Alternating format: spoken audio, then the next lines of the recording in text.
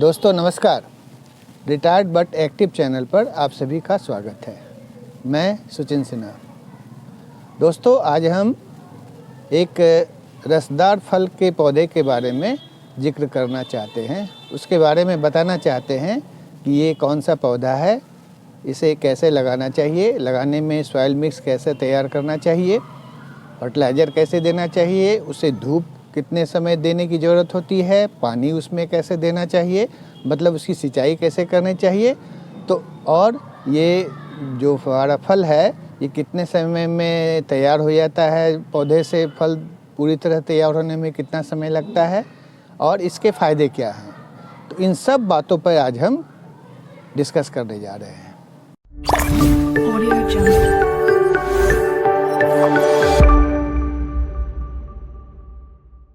इसे वियतनाम माल्टा ऑरेंज या BAU3 भी कहा जाता है।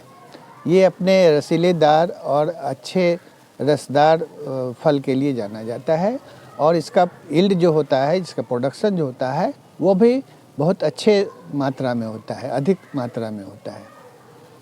तो दोस्तों ये एक ग्राफ्टेड प्लांट है, वियतनाम माल्टा ऑरेंज।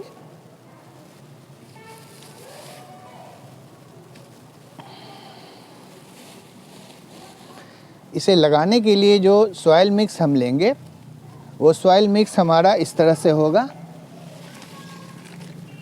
50% हमारे गार्डन का मिट्टी, 30% गोबर खाद और 20% हमारा रिवर सैंड मतलब बालू। और गोबर खाद की जगह अगर आपके पास वर्मी कंपोस्ट हो तो आप उसको भी यूज कर सकते हैं।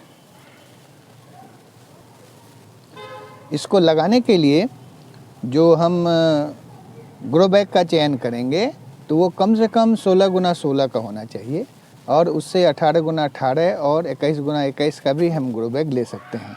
तो अभी हमारे पास 16 गुना 16 का ग्रो बैग था तो हमने ये चयन किया है और इसमें हम इस ग्राफ्टेड पौधे को लगाएंगे। सॉइल मिक्स हमने इस तरह से तैयार कर लिया था और अब हम इसे इसमें प्लांट करेंगे।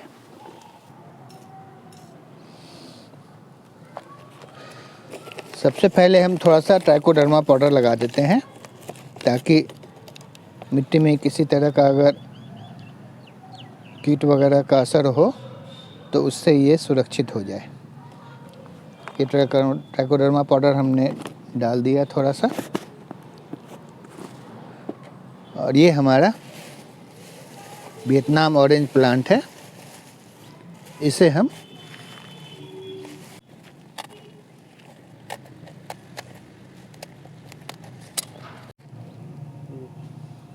दोस्तों ये ग्राफ्टेड वियतनाम ऑरेंज प्लांट है। इसे हम लेके आए थे नर्सरी से और अब हम इसे लगाने जा रहे हैं। थोड़ा सा एक दो जहर जो इसका रूट बाहर आ गया है इसको थोड़ा सा हल्का से छांट देते हैं।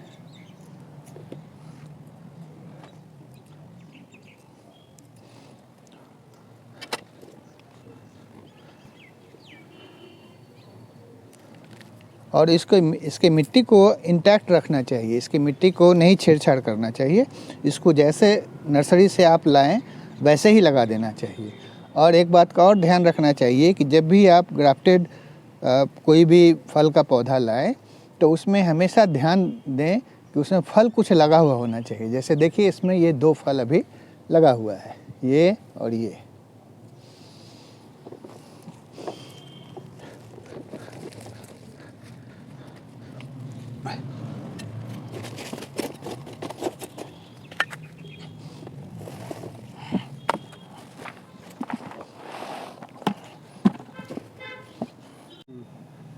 दोस्तों मिट्टी डालने के बाद इसे हल्के से दबा देना चाहिए ताकि नीचे अगर एयर बबल्स वगैरह कुछ हो तो वो बैठ जाए।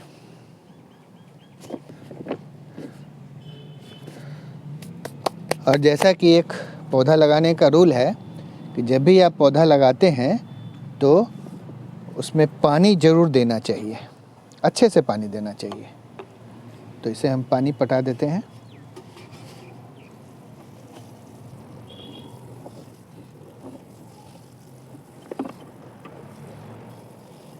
तो दोस्तों, ये हमने वियतनाम ऑरेंज प्लांट अपने ग्रो बैग में लगा दिया।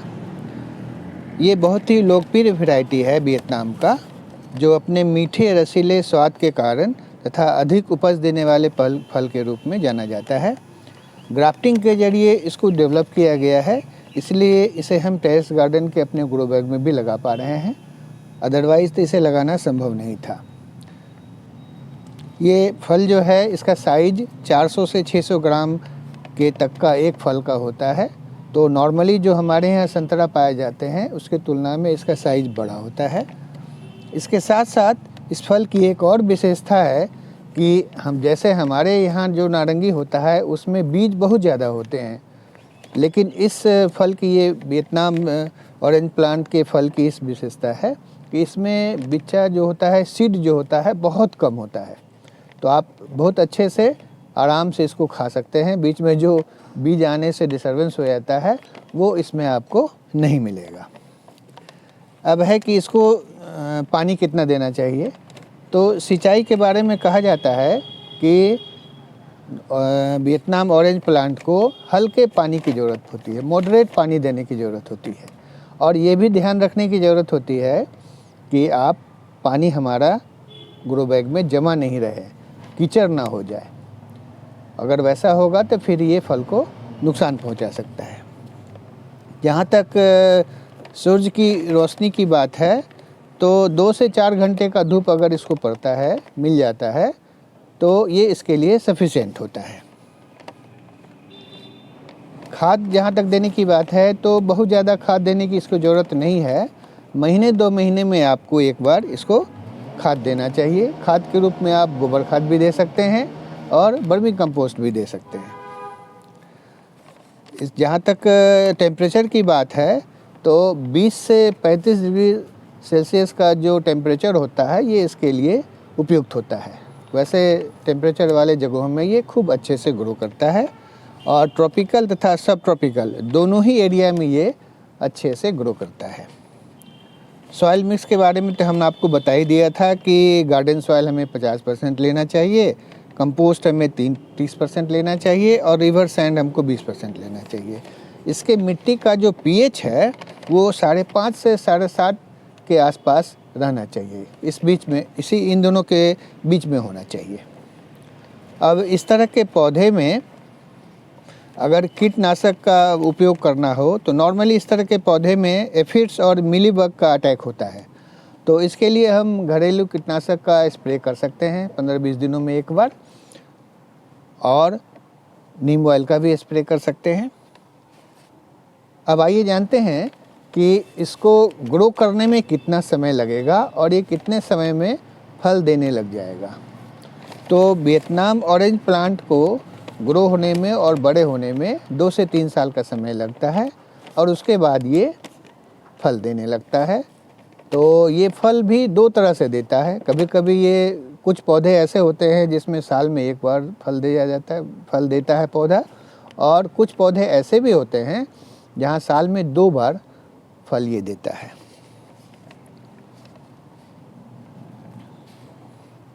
अब जहाँ तक फ़ायदे की बात है, तो ये एक साइट्रस फ्रूट है, तो इसमें विटामिन सी भरपूर मात्रा में पाया जाता है और अच्छी मात्रा में एंटीऑक्सीडेंट भी पाया जाता है। तो ये हमारे स्वास्थ्य के लिए बहुत ही उपयोगी फल है। तो दोस्तों, आज हमने वियतनाम ऑरेंज प्लांट को लगाने के संबंध में और इसकी देखभाल कैसे करें, इस सब संबंधों में सारी बातों का जिक्र किया। आशा है आपको वीडियो हमारा ये पसंद आएगा। तो अब हम वीडियो अपना समाप्त करते हैं। अंत में आप सभी से रिक्वेस्ट कि हमारे चैनल रिटायर्ड बट एक्टिव को सब्सक्राइब कर दीजिएगा, और हमारा वीडियो अगर अच्छा लगे तो इसे लाइक कर दीजिएगा और शेयर भी करिएगा। वीडियो को अंत तक देखने के लिए आप सभी का धन्यवाद। मिलते हैं फिर किसी और टॉपिक पे बात करते हुए, उस पर डिस्कस करते हुए। तब तक के लिए आप सभी से विदा और धन्यवाद और नमस्कार।